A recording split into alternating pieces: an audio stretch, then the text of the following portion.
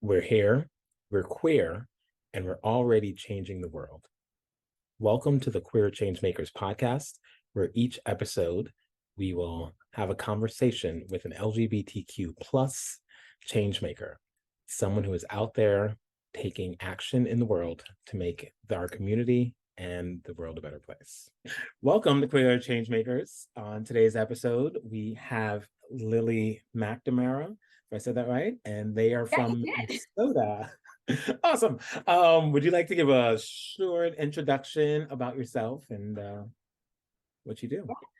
I'd love to. So my name is Lily McNamara. I'm owner of Lily of the Light, and I am a queer entrepreneur. My pronouns are they, them, for those who are curious. And I'm a psychic spiritual advisor who offers services and events to help people rock their authentic self and be the hero of their own story. The upcoming event is October 28th, the Samhain Symposium, and that's all about promoting diversity and change, just like this fabulous podcast. So you said that was the Silence Symposium?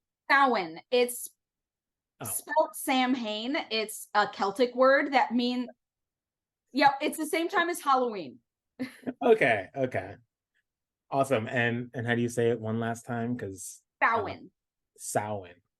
I'm gonna come back to that. So my first question, because I like it, is so when you think of the current state of our LGBTQ plus community, what is a vision that you have for the future, the next step, improvements, and where we're going?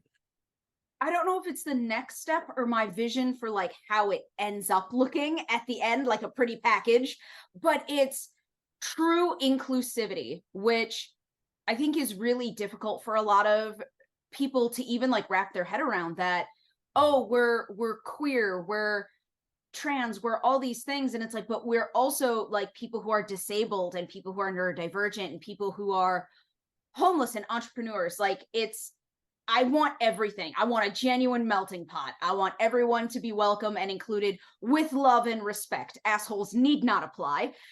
And that's my end vision, that it's like it's truly all, and it's inclusive and shows the true like dynamic diversity that we have in our community. Yeah, that's a beautiful vision, and I think something that we get to help create. So in that, you mentioned this conference coming up that sounds like it's an inclusive space. So Yes. it sort of sounds like it's connected to this bigger vision of the future. Can you talk a little more about that? Yeah. So I'll tell you how it started. I vended and presented at spiritual conventions and pagan conventions all around the country. And I noticed that a lot of times I was the only like queer person presenting. Like there was never a lot of authority figures who were queer or BIPOC or disabled, God forbid. And I would ask these event coordinators, like, can we have a little bit more diversity? Like, I'm not talking go wild, but can I have some representation so that I don't feel tokenized? Mhm. And every single event person said it's open to everyone. If marginalized people wanted to come, they would. And I was like, you have to create space for them to feel safe. Otherwise, we're afraid people throw rocks at us. So can we not do that? And I was eventually met with, if you really wanted to do this, you would do it yourself. And in truth, anger happened next. And I was like, I will then. You watch, I will. And that's how the Samhain Symposium was created, because there was no other event that had true inclusivity that meant it and was doing it with intention. And so I made sure that about 90% of the vendors, presenters, volunteers, anyone in an authority position was from a marginalized community, to show that we are authority figures in our community. We're not, oh, you're the queer, pagan presenter. It's like, no, I'm a pagan presenter who happens to be queer. I'm still at the top of the food chain. That doesn't make me like a step down from the straight white man who's doing it. Mhm. And so I wanted us to have a voice and to be showcased for our intelligence, for what we have to offer the community, and not be like, oh, well, we have you like a side dish. We are the main course. diversity is the main course at an event, and it should be. Love that. Diversity is the main course. That's beautiful. And I appreciate the balance there, because sometimes, like what you were saying, hey, make it more diverse. We did the best we could, right? If you wanted that, go create it. And I do feel like that in there is sort of a lesson to learn, where there's a lot of times where sometimes the gaps that we see are invitations to like fill that gap instead of sort of like waiting for someone else. Because I do think even in today's 2023, there's a lot of places where our rights are sort of being going backwards, or maybe being taken away, or people have certain businesses have the uh, approval, the permission slip, from the courts to discriminate. And I do see how that's bad on some levels, but I also think cool, because I can find queer web designers who can give you a queer wedding website, or a queer website, or a queer bakery, or something that gives you the thing that you need. And I think Yeah. it's a little similar. Interesting. Yeah. And I mean, it's like, oh, well, they're not the best. It's like, oh, we are. We are. We had to, in my opinion, we had to work twice as hard to get where we are and get the recognition that we are. I guarantee we know how to work. Like we are an effort-filled community. So anyone who's like, oh, well, no, you're just the best in of the queer community. I'm like, no. We got it. Like we're willing to work for it. We're here. We're ready to make the change. Yeah. And I love that where you got both sides going. There's competency and quality, and also diversity. And it's not, well, you pick one or the other. Yeah. Um, I think of some neighborhoods that I've been to, and it's like, well, that's the gay bar restaurant. Like the food's not great, but like they're gonna give you the best drag shows. They're gonna give you the most queer quality experience. Yeah. And you might give up on the food, but their drinks are usually better, and more affordable. So it's a good balance overall. So you mentioned your business. You mentioned Lily of the Light. Can you explain what that is a little bit, and talk about how you got there? So to get woo-woo on everybody, just a forewarning. So as a psychic spiritual advisor, I was born with my gifts. And then at the age of 10, my loving mother put me and sent me to like a mentor so that I could train and learn discernment and grounding and all of those important things. And so by the time I was in my mid-teens, I was able to see clients professionally because I had already had over 5 years of training by the time I started seeing clients. So I've been seeing clients for over 20 years now as a psychic spiritual advisor. I'm trained in over a dozen modalities from around the world. And currently there are membership packages because healing and growth is a long game, not a short game. A lot of people want to say, "Oh no, I went to, someone once," and it's like, "No, it's not a gunshot wound. You don't get to go to the ER, get patched up and then go home." It's like this is a chronic issue. So there's a monthly membership that people join, and every month they have sessions and support and guidance and tarot readings to help them live their best lives and really embrace who they are authentically, unapologetically on a daily basis. That's the goal of it, is that everyone is authentic in every situation. Because a lot of people, we say like, I'm so authentic, and it's like, yeah, but in a stressful situation, how often are you compromising or straight up like giving up yourself to keep the peace? Because let's be honest, we've all done that. We've all walked into a situation and gone, "Ooh, not me here. We're going to be the quiet me, the nice me, the agreeable me."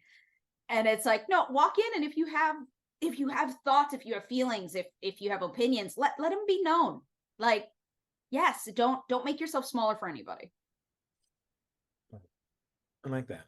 I very much appreciate that. I grew up in a Christian tradition, in a conservative Christian tradition.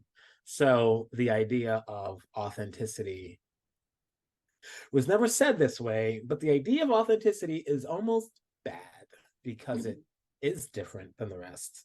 There isn't there isn't space for diversion, right? For outside of what they've said is, this is good, Everything else probably bad. So I appreciate that. I definitely think nice. For me, myself, that's something I'm still learning and grappling with, how to show up fully in every space and be okay with that, right? Yeah. Um, so mm, so you mentioned more of the spiritual psychic advisor and like different modalities. But is there a way or maybe a line, a mantra, or something that someone could use if they wanted to be more authentic in their day-to-day random experiences? So one of the things that I teach is being the hero of your own story. And so the affirmation would be, I am the hero of my own story. Whatever, that's the affirmation, but then to add the perspective of whatever that looks like. Because guess what? Sometimes being the hero of my own story is curled up in what I call my nest. It is a spot on my couch with 6 pillows, 3 blankets. One of them is heated. I am Big Bird. I am Big Bird. I have a nest, and I spend the entire day there just curled up binge watching something on Prime or Netflix. And that is being the hero of my own story. I am taking care of myself because nobody else will. No one else can rest for me. That would be great if we could outsource certain things. Like, I would love to outsource my skincare routine to somebody else and just be like, just handle that. Thank you. But no, this took effort. This complexion took time.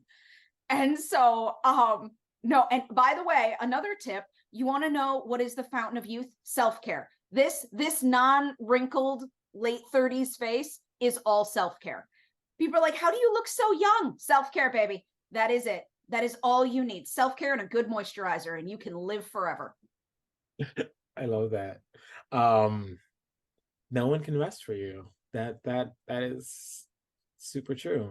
Because I always think like being the hero of my own story, I immediately go to the Marvel things where it's like, no, you have to show up, you have to sacrifice yourself, do the hard thing, challenge, work out, sweat, cry, blood, tears.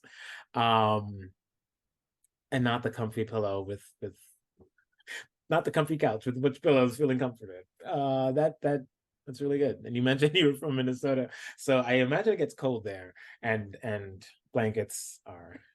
Yes, it is. The weather just changed here. I don't know where you are, but it's officially fall. And so most people have like turned on their heat now, which is a huge thing. And yes, we do post about it on social media. The first time our heat kicks on, we're like, oh, it's happened. I have not done it because I like my house a little bit cold right now. It's just gets you in the sweater season of it all. But yeah, so it gets cold here. It was negative 23 last winter. And Oh, so yeah, we hibernate during the winter. I try not to do a lot of events during the winter, and people ask why. I'm like, not locally. I will go to Texas, California and do an mm. event, but not in minute. You can't drive.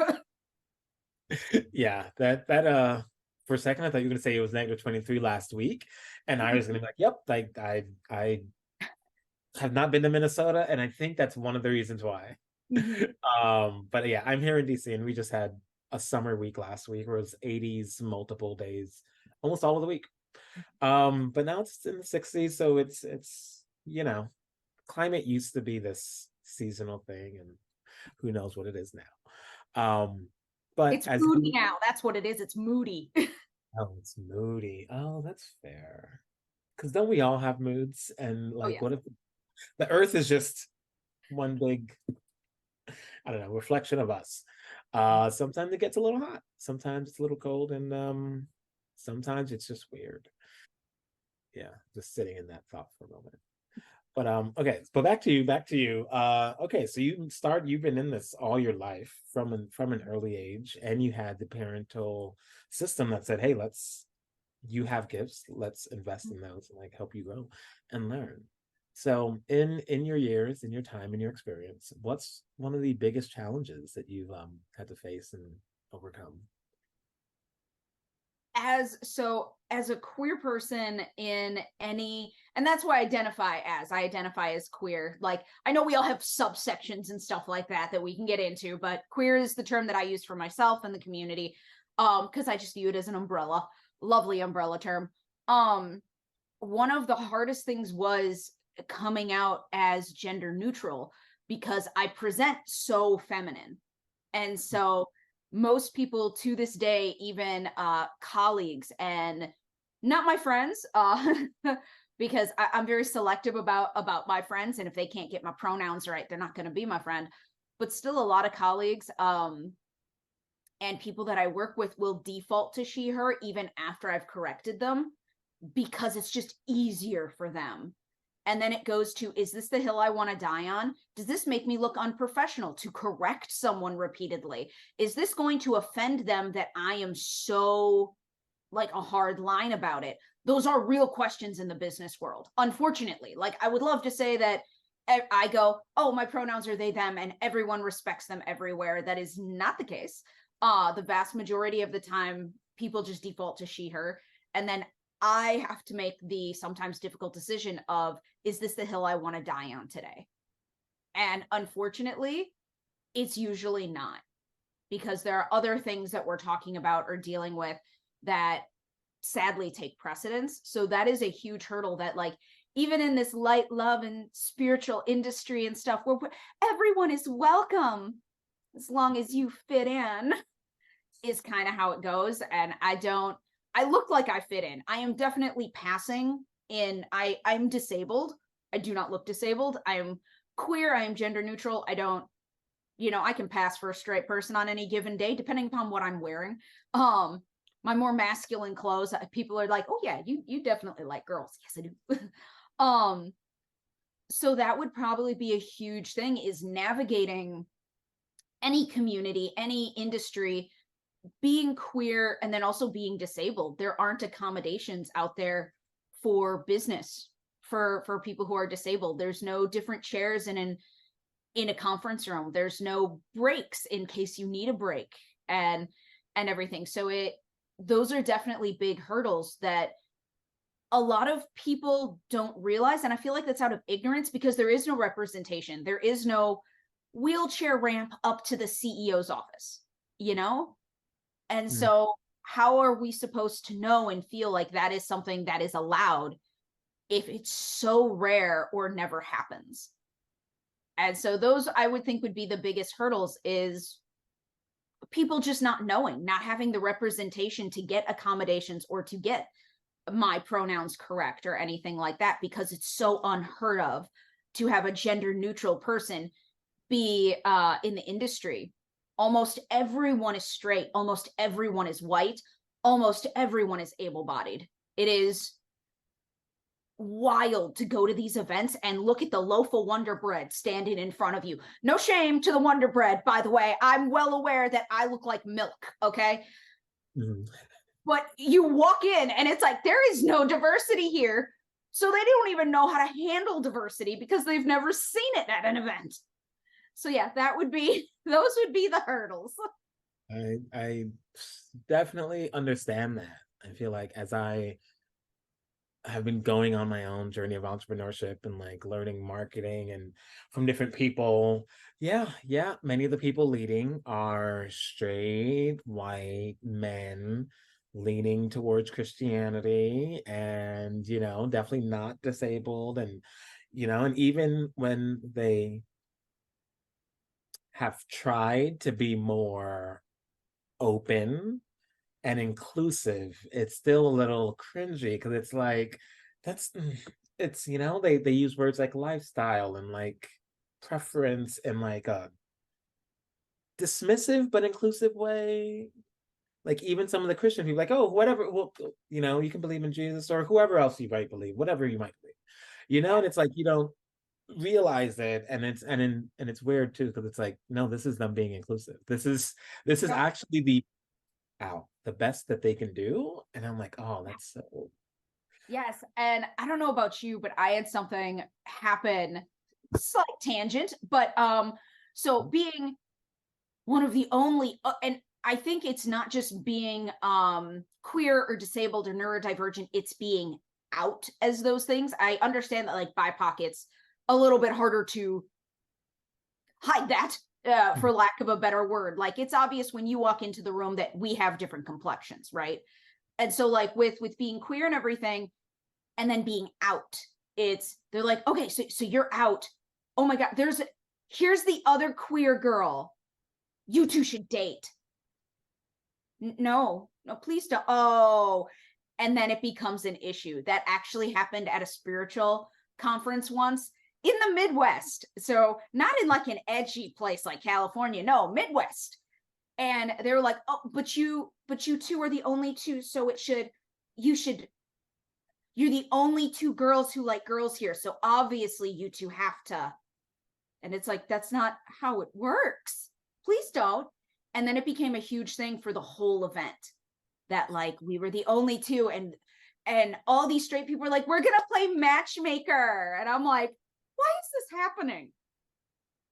Oh, so that is something that I find with people that don't understand this kind of thing, where like they think that's all inclusive. They think they're helping. And it's like, this should be on a reality show. This is on bloopers. I'm being punked, right? Yeah, I mean, okay, so as tangents go, I actually might enjoy this reality show of putting how do I use the best words? Putting certain people who self-identify as extra inclusive and are always doing that, but like putting them in a space where I don't know, they get to do that at their heart's desire. But everybody else is an actor. And basically the actors, right? So we can have queer actors there who then play with improv, sort of with that perspective, and show them how terrible it is. Yes, I do. I'd be up for that. I would be up for that. Like the real life version just got very awkward. I eventually had to like pull the event coordinator aside and said, this is not okay. And then later on, several events down the road, I was labeled difficult for that because I wasn't willing to play along, because I wasn't enthusiastic about this. I was actually like pulled aside and being like, you have a history of being very difficult at events. And so now we need to adjust how we work with you. And I was like, that's really unfortunate that I didn't play your straight game of entertainment. I mean, it's real. It's something that we deal with in the professional world. Like people think being queer in life, in our personal lives, is interesting and hard. And I feel like that's the side that people talk about a lot, is our personal lives and how do we date and how do we navigate, family functions and stuff. And then it's like, how do you navigate a boardroom? How do you navigate, those things? Because it is slightly, I would love to say it's not different, but when we walk into a boardroom or a conference or something like that, it is different. It is different for us. That's part of the reason why for this podcast I am only interviewing queer people. I've been in some groups and like queer networking groups, and they're like, yes, queer and allies. And other people like, you should invite everybody because it's inclusive, right? Like we're all as I like, I know that's good, but we have different just experiences and perspectives. And Yeah. I like my initial question or my ending question, depending on how it goes, is, what's your vision for the queer community? Because I think we all have a different queer experience, Mm-hmm. but like our vision can sometimes be the same or even different. And you're like the way you see your vision may be more inclusive than my vision because of where you are and the rooms that you've been in. Mm-hmm. And I do think it is hard for us sometimes to like think of, okay, how do we be fully queer on our Facebook ads? How do we really, fully queer in this conference that isn't a specifically queer conference? How do we show up authentically in these spaces? And I think it's definitely something I'm still trying to learn through and figure out and try to help when I can, but it's been hard. So right now for you, you've got this conference coming up.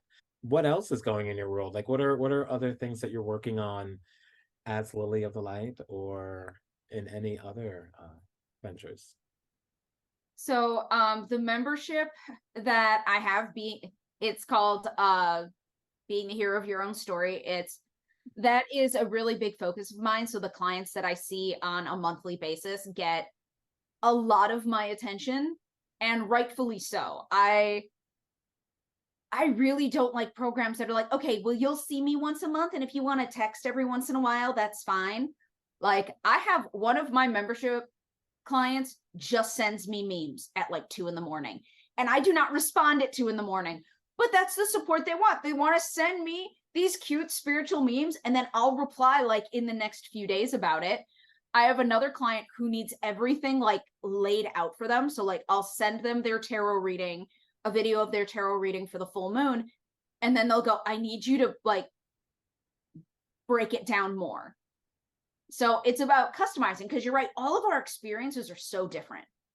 As much as we're all the same, we are all incredibly different and unique, and therefore our needs are different.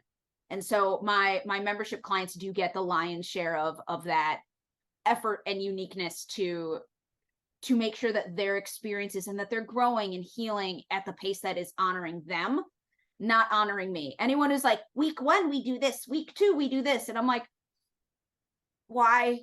I need you to explain that to my soul, who's at a different pace than you. So that's where a lot of my time and attention goes at the moment, and then including obviously the Samhain Symposium and events in 2024. Oh my gosh, it's so close. I don't. Oh, where'd the year go? I will open up to doing retreats around the country, so weekend wellness retreats that are committed to intensive healing and psychic development and self-care, different themed retreats around the country that will also have inclusivity, having different presenters there, not just myself, and having it be open to everyone. And as we discussed, like, what does inclusivity look like? I feel like this is going to sound so bad. I'm so sorry. Everyone who's listening, please know that I am a sassy bitch and I'm okay with that. One of the biggest things, people are like, you say inclusivity for your events, for your retreats, for everything like that. How do you keep prejudiced people out? How do you keep assholes out? And I said, I let them know up front. The second you show racism, you will be escorted out. If you don't leave, you get to deal with me, and I bite. I say that publicly to people. I'm like, if you want to cause a scene, don't do it here. This is not the place. We are angry people who have been oppressed. Don't do it here. And so that, I think that's a big part, that people are like, well, how do you actually make it inclusive and safe for the people it needs to be safe for? And I always say, in a lot of my ads, I'll say, if you're an asshole, don't come. This is not the event for you. I have uninvited people. I have refunded tickets once I have seen their social media posts of any kind of prejudice. I'm like, this isn't the event for you. Here's your ticket back. No need for you to show up. So I think that's also a big part of inclusivity, is keeping it safe and telling people that they're not welcome. Like, your small-mindedness is not welcome at this inclusive event. Sorry, if you want to change, by all means, come back. But no. So I think that that's a big thing too, is that is part of inclusivity. You can't just say all are welcome, because then you're sitting there going, well, what about the Nazis and the pedophiles? And they're like, well, not them. And I'm like, how are they supposed to know? It's like, I'll say it up front. I'm like, if you have any kind of proclivity, don't come. Don't. Like, obviously, kinky people, queer people, hell yes, sex workers, all welcome. Yum, yum, yum, fabulous. Do not come if you are prejudiced or small-minded. You are not welcome here. I love that, because there's always this idea that all actually means all, which is hard to say, because because people use that in a bad way, right? In a way that's like, no. License to discriminate, we did this. Versus, we have standards. Yep. This is a standard. Yep. All are welcome to abide by these standards. And these standards are basic, human decency and respect and dignity for all. Like common things. So I do appreciate that. And like also being willing to say that up front. Because I do think that there's a lot of times, or even people or groups or places that are like, no, we are inclusive. We said all. And like, if you look in the email, there's a code of conduct somewhere, and it like lists out what all means and has nods to everyone, but it's not like front and center, and it's not spoken from up front. And it's like, sometimes you need to be able to, speak to that, because, by telling people who you're not for, you also are telling people who you are for. Well, and there was a women's event recently in Minnesota, and I won't say the name, no shade to them at all, but a bunch of people in the queer and trans community were like, you have to say that we're welcome. And they said, well, women, all feminine energy is welcome. And it's like, you have to say up front that we are welcome. And they wouldn't. And I was like, one of their everyone on the board was straight, reached out and was like, I don't understand, we said everyone was welcome. And I was like, yeah, you need to invite us. You need to invite us in. You can't just say everyone is welcome and think that we think it's safe. We don't know you. And they were like, oh, well, we can't do that. And I'm like, and that's why we don't come. That's why we don't feel safe. I feel like doing things up front, like nips it in the bud, you know? It's like, you're not sitting at an event and having prejudiced people there and then going, yeah, this isn't for you. If you say it up front, they're not going to be comfortable enough to go unless they're real ballsy. And quite frankly, I haven't met many prejudiced people who are real ballsy. Yeah, it's really hard sometimes to be mean up close. Mm-hmm. It's really hard, and you have to find these like niceties and possible things. But usually it's just like, okay, I guess we're just gonna silently disagree, and then be slightly surprised when someone I disagree with says something that I agree with, and now I have to be this way in my head, be like, oh, I'm supposed to not like you, but you just said something, and I guess I agree. Maybe there's more. But yeah, and also definitely saying it up front is helpful, because Yeah. it also gives other people who feel extra included get that. People who want to exclude get that. And then all the people in the middle who are just being themselves and more concerned about, do people like me? Do I like, well, do I fit in? If they're able to see something happen, they can then step up. Mm-hmm. Or when so and so is kicked out for being a terrible person, they can be like, well, they were warned. This makes sense. I feel like it goes back to representation. Like, we need it to be obvious, because if it's not obvious, you're like, well, what did that mean? And am I supposed to read between the lines? Like, the example that you want to be in the queer community, be that. Like, it's that silly quote, be the change you want to see in the world. But how accurate is that? Like, be the change maker, do it. Like, and then other people will see that you're doing it. You'll be the example, and then more will happen. Don't wait for someone else to do it. Why don't you feel like a badass enough to do it? Why don't you feel empowered enough to do it? And if you need support, find it. Be proactive in the change you create in the queer community. There are no backseat drivers here. Everyone is up front. Everyone is doing something. Even existing is doing something. You are representing our community. Be proud. Be happy. You a badass. Come on. Half the world hates you and you are alive. You are epic. Not many people can say that. We can. I like that. I do too. It's also great because it sort of connects to what we said earlier about you even starting this conference. It was like, if you want it to be inclusive, I guess you're the only one who's going to do that. Go do your own, and you are. So that is great. For your program, like, who are the types of people that you best serve or that most resonate with you? So, queer community, obviously, shout out to the home team. It's people who are tired of not feeling empowered. It's the people who feel stuck and they're like, I know that there's something in me to do, to change, to be, that is awesome. I just don't know where it is, or I forgot how to use it. It's those people. It's the people who want to and are ready to reconnect to their authentic self, and they just need a little bit of help. They just need support. They need someone to show them a way. And I am a bright, shining, obnoxious light on your path. I am the loudest, most annoying creature you will ever meet in real life. I'm a cartoon character come to life. There is no way you will not be moving forward with me going, you can do it, you can do it, you can do it, in your ear all month long. That really sounds helpful, and I like your passion and excitement for it. What else? What direction do I go in next? Okay. So at the end, I'll ask for your contact stuff. So I guess we're sort of gonna go into the rapid fire questions. All right, I'm ready. Let's do this. It's like a Are game you? Are you? show. Let's go. Okay. So, Family Feud style. Yes. question one. What's something that inspires you, and why? This is going to sound so weird. Adversity. University. Okay. My grandpa used to say that if you have to choose between doing it the hard way or the easy way, do the hard way, you'll learn more. And I want to learn it all. I want to help as many people as possible. And the only way to do that is through adversity. If it was easy, I wouldn't be helping people. So, no, I don't want it to be all hard, but adversity inspires me. So, what is your favorite self-care routine? Oh, the bedtime one. The bedtime one. So I have a very elaborate bedtime routine because it's really hard for me to fall asleep.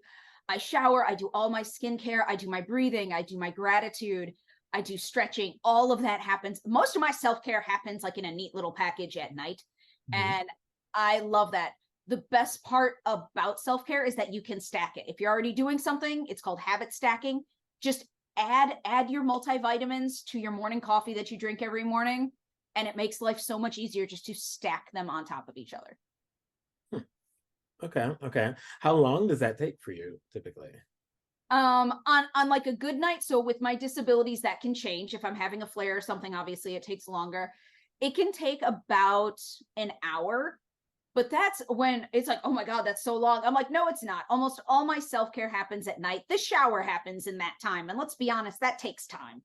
And the skincare takes time, and the teeth care. You think this smile was cheap? No, I'm going to keep it forever. This mouth took a lot of effort, and I'm going to keep it. So it's doing all of those things. So it can take up to an hour, but that also includes like the wind down time, the deep breathing for several minutes and everything like that. It's just getting into the zone of like happy dreams before you sleep. That's awesome. And part of me is like, ooh, I don't usually do this. And sometimes it's like, okay, fall asleep, fall asleep. What do I do? But making that ritual seems like a good way to bring it all together and get those benefits. Yeah. And for people with anxiety, it tricks your brain that you need to sleep. So if you do the same routine over and over again, even if you're neurodivergent, it will trick your brain. So when I shower and then do everything after the shower, my brain goes, oh, this is bedtime. So it's easier to fall asleep. You're just tricking yourself.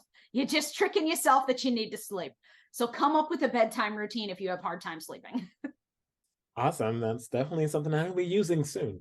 Okay, so you mentioned it's changing of the seasons where you're at, but do you have a favorite moment of the summer or Pride season? So it's actually it was serendipitous. The universe gave me a beautiful gift for Minneapolis Pride. I was not supposed to be there. I had to work my business and stuff, so I couldn't go to Pride.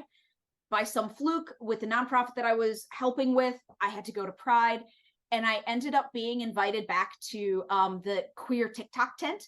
So a bunch of different queer TikTok creators went to Minneapolis Pride, and so they were having a hard time. They're like, we need someone to do Reiki. And I was like, I'll do it. Like, I'm here, and I am great at it. Let's go. So I got to spend time with a bunch of different creators, Abby Rosemarin, that Midwestern mom, that type of thing. So I got to do Reiki on a bunch of people, and then tarot readings on a bunch of people too. So that was my favorite part. It's like the universe gives you gifts. Just be open to them, and they are fabulous. Awesome. Do you have a favorite joke or something you recently laughed at? Preferably a joke, though. Oh my gosh, I'm trying to think. So it's not a joke, but it'll let you know the different cultures and communities that queer people, because queer is a community, but we have infiltrated every community. People, we're everywhere, and we're not going Tell anywhere. them, don't tell them. We're here to stay. So in Renaissance festivals, do you know what Renaissance festivals Okay, are? yeah. Huge queer community, huge poly community, just huge in everything alternative, which is great. um I was We tell jokes that are more crass and suggestive than most communities. And so this person who knew that I worked at the Minnesota Renaissance Festival, and he did too, but I did not know him, comes up in a golf cart to a huge outdoor event at a mead house. So they make mead with bees and everything like that. And he yells at the top of his lungs, "Hey, baby, I want to give you a ride." And that would be so offensive in any other situation. But because we are fest people, I turn around and I go, hell yeah, but I don't think you can handle this. And we laugh, even though we don't know each other, we know that each other goes to fest. And so we can scream inappropriate things at each other in public. And so then we got into the golf cart and he gave me a ride down the freaking field to my car. And we talked, and now we are friends and we talk constantly. But yep, someone screaming, I want to give you a ride can end in friendship. That's beautiful. I love the good inside joke, and also the taking the inside joke outside and just like going with it, right? It's like, you know what, I enjoy this. And I'm gonna have fun with it because why not? Why not? Well, and it shows that in the right community, you are safe to make those jokes. In the right community with the right people, you may not know them, but you know they're a part of that community and they're like almost default safe. And it's like, yeah, I can say something inappropriate to you. What are you going to do? You're going to laugh in my face or else you're going to play along. And so I think that's beautiful that we have these spaces in our lives that we can do that even with complete strangers just because they're part of our community. Yeah, part of me is like, wow, it's like this theme of inclusivity and like community and being like that inside joke. And I do feel like I don't know. I don't know where I'm going with this, but something I feel like that inside joke is something that reminds me of an inclusive community. Mm-hmm. Being able to do that, being able to feel that freedom there, Yes. like to be like, you know what, I'm going to authentically make this stupid or crass joke, knowing that it's going to be received. Yeah, and I mean that's not a joke for if anyone who's watching. If you see me on the street and you scream that at me, I will not scream nice things back at you. But if you are in the fest community or something like that, that's just a norm for those kind of things. And yeah, it's inclusive. We create spaces that, because like if a complete stranger did it, I would be very nervous. But knowing that someone's in a community, it just makes you feel good to be able to do those things. Like I asked him, I'm like, how did you know I wasn't going to be upset? And he's like, fest, dude. Like the worst you're going to do is laugh in my face. And I was like, legit. That's legit. Like the worst thing that's going to happen in a safe community is that someone's going to laugh at you in a nice way. Beautiful. It's just sometimes my mind goes in different places and I'm like thinking of like other jokes or like funny films or other creative things. And what you just said like came in so many different ways. I'll have to process that later. But okay, back to questions. So one of my last questions is there a queer change maker who's doing things that inspires you? This is gonna sound so silly, but it's and I cannot remember his name, but he's from like Australia or New Zealand or something, and he's like a drag queen, and he just had a special, and his suit was red and it had a bunch of like eyes on it, and then his microphone had a giant red fringe tail on it, and I cannot for the life of me remember his name, but he's a comedian, he is a performer, he is fabulous, he dresses in drag, and he's crass in situations that normally you wouldn't be. Like the joke that's all over TikTok is I love Jesus. He's one of, he's one of the people that I aspire to be. I love any guy who can get nailed for 3 days and come back for more. And I'm like, you funny. I like that. And he's on talk shows. He's not like a personal friend. And I feel so bad that I cannot remember his name now. But it's those kinds of people who are bringing laughter, that it doesn't have to be serious. Our inspirations don't have to be everything is serious and everything is equal rights. We can say and make people laugh and have enjoyment and colorful lives that are just beautiful, that anyone can be a part of. Yes, I love that. That is definitely what I aspire to be. Okay. His name may be Ruben K. Yes. I typed in part of that joke to Google and that's what they gave me. And yeah, I get it. And I've been in a lot of Christian spaces, so I see when a joke could be a little how some people would take it wrongly, but also like it's a historical fact. Well, it's something that it's a historical fact that there's enough evidence to say there was a person named Jesus that got nailed on the cross. So why not go one more step? Like Not on this podcast, but I think I have like three other semi offensive jokes. But the friends that I could share them with, even the ones that wear a Christian hat, get the joke. Yes. And being part of that community, they get me and they know this isn't to, I don't know, make fun of what you believe or whatever, but it's Yeah. to appreciate this idea. But I'll have to look up this person and possibly, hopefully, see their story one of these days. Watch their specials. Thank you so much for this. How can people best get in contact with you if they were interested in either the conference or your work and your membership as it is right now? So I'm a true millennial. I am on the socials. Facebook, Instagram, TikTok, YouTube. It's all Lily of the Light, and it's spelled Lily. My mother informed me that I am a flower, not a drug company. So, because the drug company is spelled Lilly, and my mom was like, never, never. You are a flower. You are a beautiful flower. And I'm like, thank you, mother. So it's lilyofthelight.com. And then all handles are just Lily of the Light. And I would love to say I did that for a business reason. Sheer laziness, people, sheer laziness on my part. And I'm okay with that. I owned that. I wanted it to be easy for me. And the fact that it's easy for you is totally a bonus. And I appreciate it. But Lily of the Light is everything because I needed it easy for me. Awesome. And as we let you go, is there one piece of advice or guiding word of wisdom that you'd want our listeners to hear? The easiest way to change your life is through math, which sounds really weird. But instead of trying to add a bunch of things to your life, substitute it, subtract something, and then add something else. You do not need to remake the wheel. It's already been made for you. Just add and subtract. That's all you need to do. It is simple math to change your life. It is the easiest way to do it.